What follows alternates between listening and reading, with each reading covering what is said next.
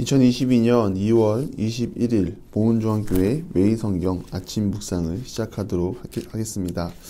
오늘 함께 나눌 말씀은 시편 74편 1편에서 11절까지의 말씀입니다. 시편 74편 1절에서 11절까지의 말씀입니다. 하나님이여, 주께서 어찌하여 우리를 영원히 버리시나이까? 어찌하여 주께서 기르시는 양을 향하여 진노의 연기를 뿜으시나이까? 옛적부터 얻으시고 속량하사 주의 기업의 지파로 삼으신 주의 회중을 기억하시며 주께서 계시던 온 시온산도 생각하소서. 영구히 파멸된 곳을 향하여 주의 발을 옮겨 놓으소서. 원수가 성소에서 모든 악을 행하였나이다. 주의 대적이 주의 회중 가운데에서 떠들며 자기들의 깃발을 세워 표적으로 삼았으니 그들은 마치 도끼를 들어 삼림을 베는 사람 같으니이다. 이제 그들이 도끼와 철퇴로 성소의 모든 조각품을 쳐 부수고 주의 성소를 불사르며 주의 이름이 계신 곳을 더럽혀 땅에 엎었나이다. 그들이 마음속으로 이르기를 우리가 그들을 진멸하자 하고 이 땅에 있는 하나님의 모든 회당을 불살랐나이다. 우리의 표적은 보이지 아니하며 선지자도 더 이상 없으며 이런 일이 얼마나 오래일지는 우리 중에 아는 자도 없나이다. 하나님이여, 대적이 언제까지 비방하겠으며 원수가 주의 이름을 영원히 능욕하리이까? 주께서 어찌하여 주의 손 곧 주의 오른손을 거두시나이까? 주의 품에서 손을 빼내시어 그들을 멸하소서. 아멘. 오늘 본문에 나오는 시는 아삽의 시, 특히나 오늘은 마스길이라고 적혀 있습니다. 마스길은 지혜, 교훈의 뜻을 담고 있습니다. 즉, 오늘의 시는 지혜나 교훈을 전하기 위한 목적으로 기록되었다고 볼 수 있습니다. 오늘 본문은 다윗 시대에 있었던 군악대장 아삽의 후손들로 보고 있습니다. 그리고 시대는 예루살렘이 바벨론의 침공을 받고 성을 빼앗긴 시대로 보고 있습니다. 성경에는 아삽의 시가 12편이 수록되어 있습니다. 50편 그리고 73편부터 83편에 수록이 되어 있습니다. 특히나 50편에는 아삽의 호소가 눈여겨집니다. 경건한 신앙이었던 아삽은 형식적으로 드리는 예배를 경계하고자 유일하신 하나님에 대한 바른 예배 자세를 교훈하기 위하여 책망하는 모습을 볼 수 있고 그것을 위하여 시를 기록한 것입니다. 그런 관점에서 1절 말씀을 보면 하나님을 이해하지 못한다는 듯한 말을 하지만 50편에 빗대어 보면 하나님이 왜 그들을 향하여 침묵하시는지 알 수 있습니다. 제가 1절 말씀을 한 번 더 읽도록 하겠습니다. 하나님이여, 주께서 어찌하여 우리를 영원히 버리시나이까? 어찌하여 주께서 기르시는 양을 향하여 진노의 연기를 뿜으시나이까? 여기서 말하는 하나님이여, 이 원어는 엘로힘이라는 단어가 사용되었습니다.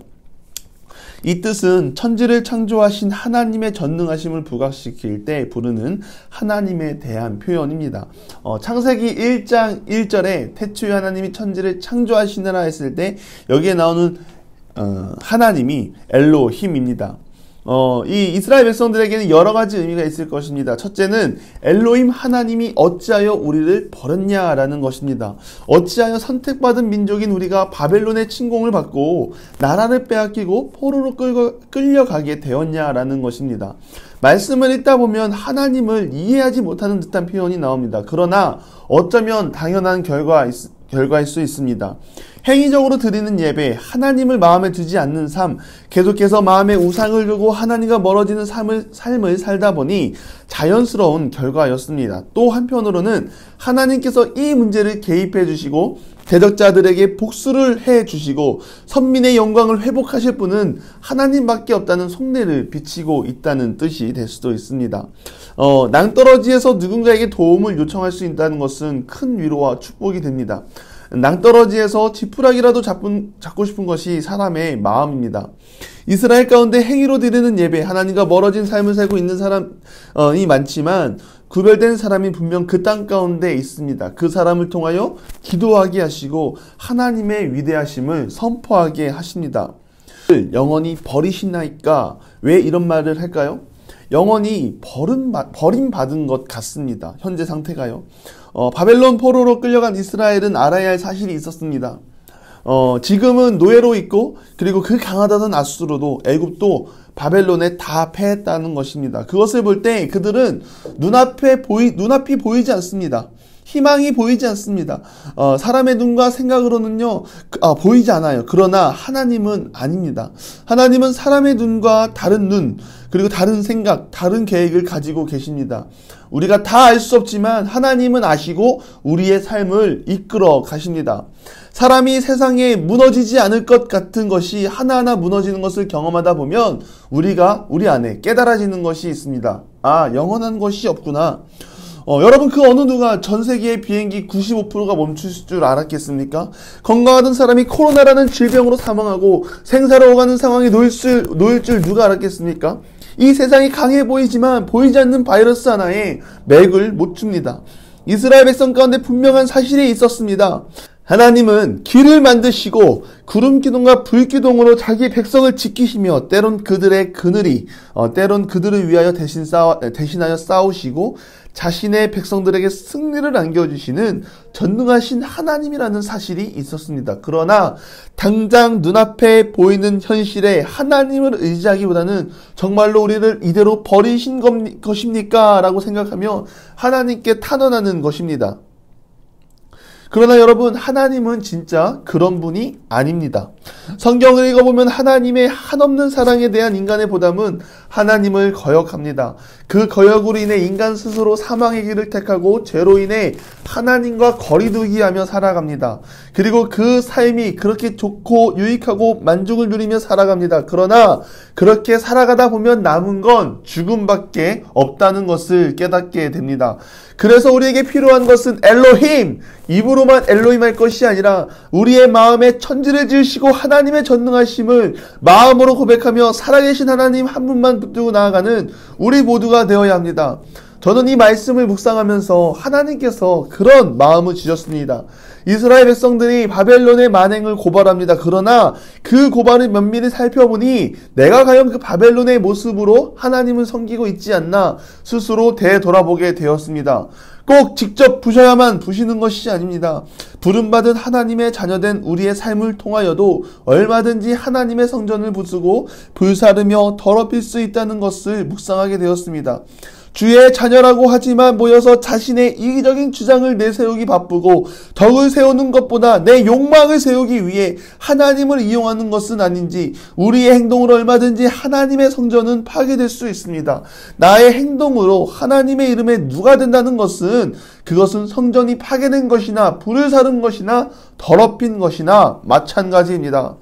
우리가 하나님께 이러한 모습으로 나가지 않으려면 말로만 하는 엘로힘이 아니라 마음으로 하는, 가슴으로 하는 엘로힘의 하나님을 믿고 따르는 우리 모두가 되기를 간절히 바랍니다. 하나님은 침묵하셨습니다. 하나님이 능력이 없어서, 하나님이 관심이 없어서가 아닙니다. 이사야 선지자는 말합니다. 이사야 선지자 59장 1절에서 3절까지의 말씀을 보면 여호와의 손이 짧아서 구원하지 못하심도 아니요 귀가 둔하여 듣지 못하심도 아니라 오직 너희 죄악이 너희와 너희 하나님 사이를 갈라놓았고 너희 죄가 그의 얼굴을 가리어서 너희에게 듣지 않으시게 함이니라. 이는 너희 손이 피해 이는 너희 손이 피해 너희 손가락이 죄에 더러워졌으며 너희 입술은 거짓을 말하며 너희 혀는 악독을 내미라. 문제는 이스라엘 백성에게 그리고 나에게 있습니다. 나를 돌아보는 신앙이 중요합니다. 하나님과 일방 통행하진 않았는지 하나님과 마음이 통해야 합니다. 내가 생각하는 타이밍, 내가 생각하는 때가 아니고 하나님께서 나를 위하여 정하시고 택하신 때, 그때를 알기 위해 우리는 기도하고 하나님께 더 나아가야 하는 것입니다.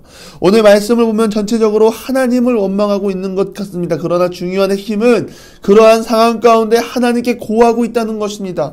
세상의 그 누가 아니라 여전히 백성을 사랑하시고 민족을 택하시고 이끌어가신 하나님께 이 모든 것을 고하고 있다는 것입니다. 우리의 신앙이 되기를 바랍니다. 분명 우리도 이스라엘 백성과 같은 상황에 있을 수 있습니다. 그러나 우리에게 필요한 덕목은 포기가 아니라 다시 구하는 것입니다. 다시 붙잡는 것입니다. 다시 의지하는 것입니다. 누구를요? 엘로힘 하나님을 붙잡고 소망 대신 하나님만 붙들고 나아가는 우리 모든 기도의 용사, 기도의 자녀 되기를 간절히 바랍니다. 하나님, 독수리 눈동자와 같이 늘 우리를 지키시고 인도하십니다. 아멘. 기도하겠습니다. 천지를 창조하시고 하나님의 전능하심을 믿고 기도의 자리로 나아갑니다. 하나님이 우리의 입술의 고백, 도구로 사용하기 위하여 드리는 고백이 아니라 전심으로 우리의 마음을 다하여 고백하오니 우리 가운데 함께 하시고 하나님의 그 신실하신 약속을 붙잡고 나아가는 주의 자녀, 기도의 자녀 되게 하시옵소서. 하나님 때론 침묵하시더라도 그럼에도 불구하고 믿음과 용기 잃지 않고 선하신 하나님의 응답을 기다리며 하나님 앞에 나아가는 이곳에 모인 모든 기도의 자녀, 그리고 보문중 학교 모든 성도님 되게 하옵시옵소서. 예수님의 이름으로 기도드리며 지금은 우리 구주 예수 그리스도의 은혜와 하나님의 극진하신 사랑하심과 성령의 감화감동 교통하심이 천지를 창조하시고 전능하신 하나님을 마음으로 고백하며 의지하며 나아가기를 소망하는 보문중 학교 모든 성도님들 위해 이제로부터 영원토록 함께 하시기를 간절히 축원하옵나이다. 아멘.